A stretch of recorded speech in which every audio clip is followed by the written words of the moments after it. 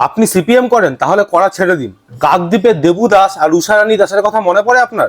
তার ছেলে রিসেন্টলি একটা প্রেস কনফারেন্সে এসে সেই অভিজ্ঞতার কথা জানিয়েছে যে তার বাবা মার সঙ্গে কি হয়েছিল, এবং তার ছেলের কথা অনুযায়ী তার বাবা মার সঙ্গে যে ঘটনা ঘটিয়েছিল, অর্থাৎ তাদেরকে যে জীবন্ত পুড়িয়ে মারা হয়েছিল, সেটা তৃণমূলের লোকজন করেছিল। কিন্তু সিপিএম আজকে কার বিরোধিতা করে? সিপিএম আজকে বিজেপির বিরোধিতা করে। সিপিএম আজকে কার বিরোধিতা করে? সিপিএম আজকে শুভেন্দু অধিকারীর বিরোধিতা করে। রাজ্যের বিজেপি করা মানুষজনকে ঘৃণা করে এবং তাদের বিরোধিতা করে। যে দল এরকম একটা মর্মান্তিক ঘটনা ঘটার পরেও তার নিজের দলের কর্মীর সুরক্ষার ব্যবস্থা করতে পারে না, তাকে জাস্টিস দিতে পারে না, সেই দল যখন কারোর বিরোধিতা করে, তাহলে আপনাকে বুঝতে হবে সেই দল সেই ঘটনার কোনো জাস্টিস চায় না। যদি চাইতো তাহলে আজকে বিজেপির বিরোধিতা করতো না। ছেলেটার বক্তব্যের পুরো লিঙ্ক আমি কমেন্ট সেকশনে দিয়ে দিলাম, পুরো ভিডিওটা একবার দেখুন, আপনার গায়ের লোম খাড়া হয়ে যাবে। আর আপনি যদি নিঃস্বার্থ বা স্বার্থ যেরকম ভাবেই রাজনীতিকে দেখেন, সেরকম ভাবে যদি আপনি সিপিএম করে থাকেন, তাহলে অবশ্যই সেখান থেকে দূরে সরুন।